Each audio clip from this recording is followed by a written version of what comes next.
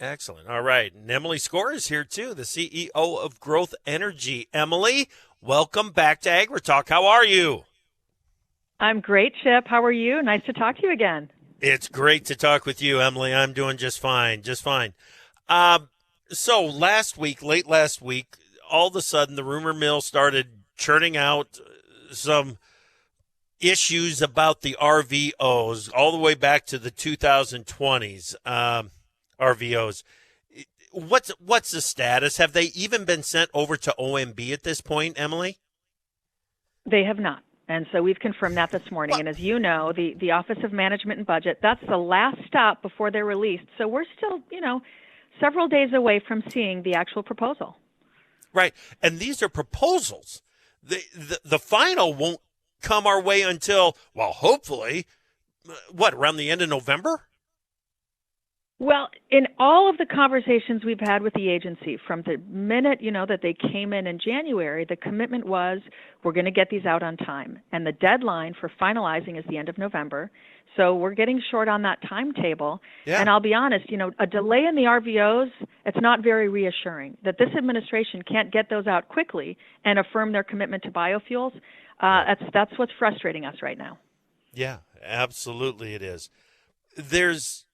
Part of the rumor was that there was going to be a lower RVO, renewable volume obligation. It's the blending requirement or mandate is what we're talking about here. That there would be a lower RVO for 2020.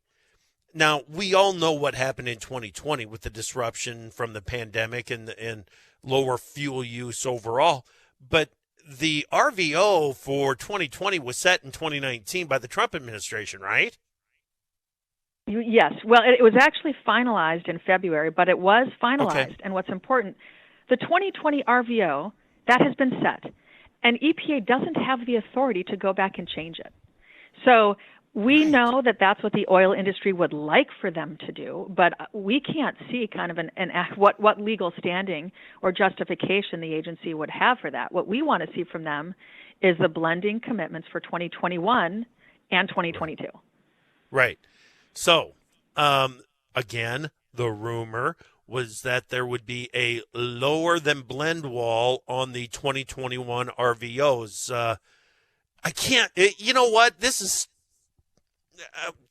silly. We are talking about a rumor before the proposals are even sent to the OMB. Emily, it doesn't make any sense.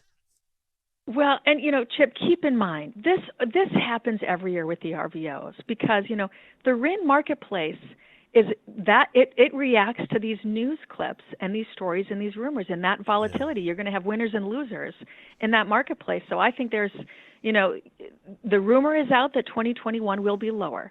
We know that the oil industry has asked for it to be lower than the blend wall. It would be absurd to contemplate that the Biden administration would come out with blending commitments for low carbon renewable fuel that would be lower than the Trump administration. And, the conversation that we keep having here is the upcoming RVOs. This is the first big test, of your commitment to biofuels and your commitment to decarbonizing the transportation sector as quickly as possible. So we have high expectations, and these rumors, they're troubling. They're frustrating. Absolutely, they're troubling. Even though they're troubling, what does it mean for 2022 RVOs, do you think, Emily? Well, it depends how much credence you put in the rumors. The rumor is 2021 might be lower, 2022 might be higher. I'll tell you, though, the 2022 RVOs, that's really important. It is the last year that we have it's the last statutory year where Congress set targets for EPA to evaluate. So that's really the springboard for the years 2023, 24, and so on. So we need for that to be a very robust, strong, leaning in final RVO. Right. And that's why we're watching it as closely as we are, because it has implications for beyond 2022. Wow. Okay. It certainly does. Yeah. We just have to keep checking to see when the proposals are sent to the OMB to get an indication of when we might get some more solid information on this. Okay. 17 senators, again, the same old story, isn't it? They're asking EPA to waive the blending requirements going forward. They pulled this one out of the trash can again, didn't they? They did. They did. It was a copy and paste from Yeah. every letter they've been sending for 16 years. The same old arguments. This year, they are adding in COVID as a pretext, which frankly is shameful. I mean, we were hit as hard as anybody as an industry. So yeah, it's the same old political arguments of we want you to reduce the RFS, and of course, so frustrating when you consider that we are the way to clean up fossil fuels. Yeah. We clean up liquid fuel. We make sure that liquid fuel is lower, not just in GHGs, but in harmful criteria pollutants. Yeah. So yeah, it's just nothing new in terms of that request that we saw.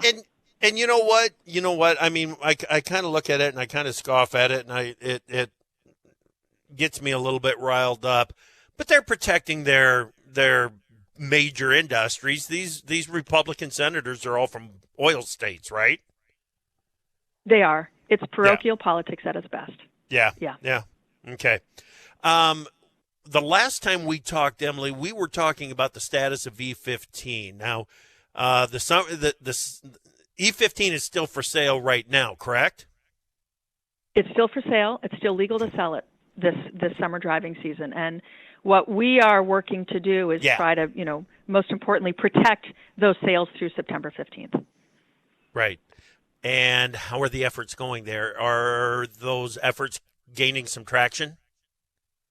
Well, so, right now, just earlier this week, we are one of the interveners in the case. And that's, the July 2nd court decision that vacated the rule allowing for year-round sales. So we petitioned for a rehearing, and we actually asked for a rehearing before the panel of three, but also before the full court, and for two reasons. The legal errors are pretty egregious in the decision, and this is such an important case for the marketplace that we think the entire court should hear it anew. So we've petitioned, and we're waiting for the court to either grant that request for rehearing or deny it. But, there are legal steps right now that allow for us to kind of continue to protect E15 sales. But for consumers, keep buying E15. Retailers, keep selling E15. You're just fine. Yeah, okay. Pro Farmer Policy Analyst Jim Wiesmeyer is he's kind of on a campaign to get the ethanol industry, the renewable fuels industry, to rebrand ethanol. Is that what the @Get Biofuel campaign is all about?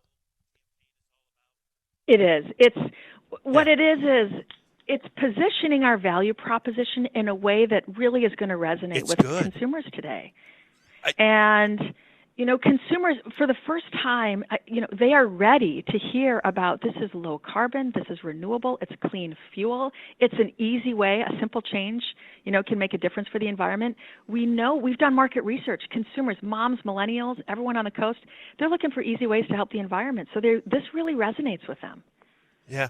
Well, the campaign about how it's good for Mustangs and it's good for Rams, I saw that and I thought, you know what? That's pretty doggone good, Emily. That catches people's attention. Isn't it?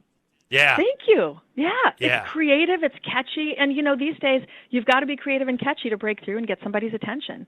And we found, so we launched this in the spring, and we found that video in particular was very compelling. It really grabbed people's attention. It moved through. It gave them information. They're starting to act on that. So I'm glad that you had the same reaction.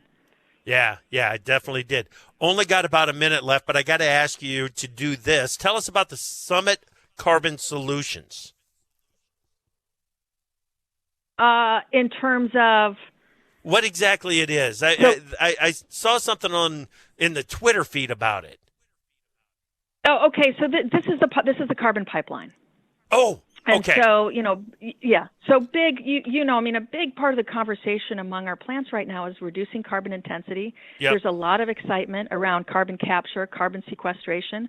A lot of our members are looking at either, they're doing sequestration themselves or tapping into the pipeline. There are a couple of proposals for building pipelines throughout the Midwest.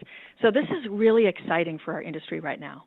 Gotcha. And so, we just want to make sure that our members understand the opportunities and that policymakers understand this is a vehicle through which we can dramatically reduce our carbon intensity and be an even better complement to this administration's efforts to reduce GHGs.